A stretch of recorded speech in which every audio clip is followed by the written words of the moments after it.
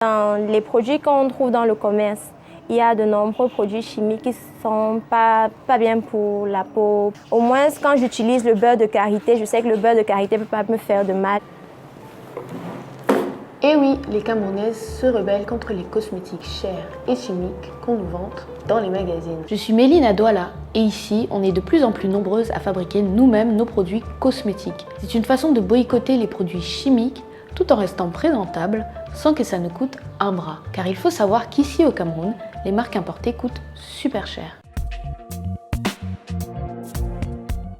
Comme moi, Merveille porte la plupart du temps ses cheveux au naturel, nappy comme on dit. Depuis 2 ans, elle fabrique ses produits elle-même avec des ingrédients locaux que j'utilise moi aussi. Elle trouve les recettes sur le web et est même devenue experte en chimie. La glycérine végétale, ça a pour effet de capter l'humidité de l'air. Il y a dans les produits qu'on trouve dans le commerce, il y a de nombreux produits chimiques qui ne sont pas bien pour la peau, pour la santé.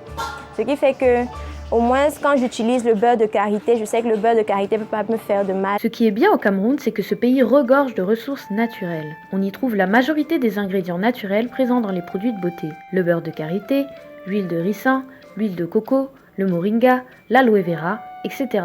La majorité des grands groupes cosmétiques se fournissent d'ailleurs ici en matière naturelle avant de les envoyer en laboratoire en Europe. Et nous ensuite, on les réimporte beaucoup plus cher.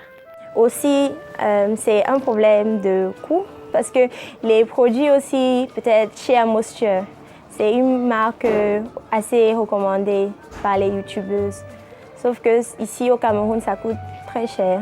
Pourtant, si j'ai le beurre de karité et tout ça, quelques petits ingrédients là, je peux me faire quelque chose de bien aussi, mais à moindre coût.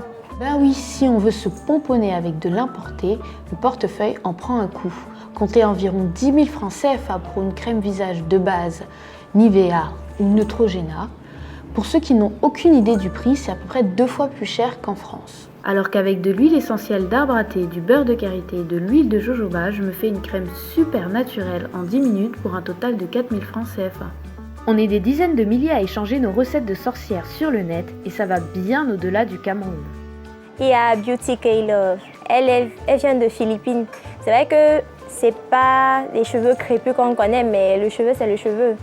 Donc, elle donne des conseils, beaucoup de recettes DIY qu'on peut faire chez soi et assez facilement.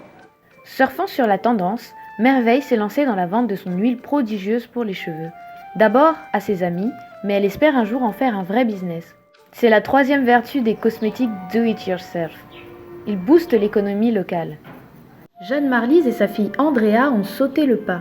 Elles ont créé il y a 3 ans leur marque de cosmétiques qui utilise exclusivement des ingrédients de la biodiversité locale. Vous allez acheter des produits L'Oréal, Head & Shoulder ou Franck Provost par exemple. Ils ont des produits qui ne sont pas pour nos types de cheveux. Donc du coup, en nous tournant plutôt vers des produits naturels adaptés aux cheveux noirs, et on arrive plus facilement à maîtriser ce cheveu.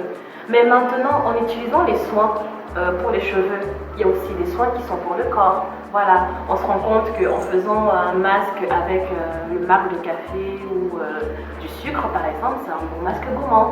Donc les femmes aujourd'hui, elles cherchent, elles ne veulent plus forcément dépenser dans les produits cosmétiques super chers. Les hommes aussi commencent à s'entretenir et à prendre soin d'eux. Voilà. Tout est une question de marketing, même dans les cosmétiques faits maison. Prenez par exemple l'huile de palmiste, appelée Manyanga ici, ça sent fort et pas bon. Mais comme me l'explique Jeanne Marlise, quand on la mélange avec de l'huile essentielle de citronnelle, l'odeur devient tout de suite bien plus agréable. Leur marque exclusivement vendue au Cameroun est en pleine croissance depuis leur création il y a 3 ans. Elles emploient à ce jour 4 salariés et espèrent en recruter d'autres d'ici quelques mois. Un succès qu'elles doivent en partie à cette tendance du retour au naturel qui a démarré en Occident.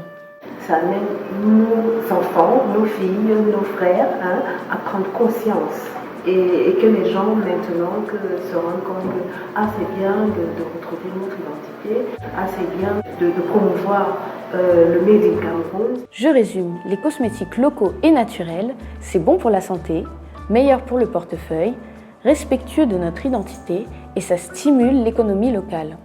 Ça fait un paquet de bons ingrédients, non ?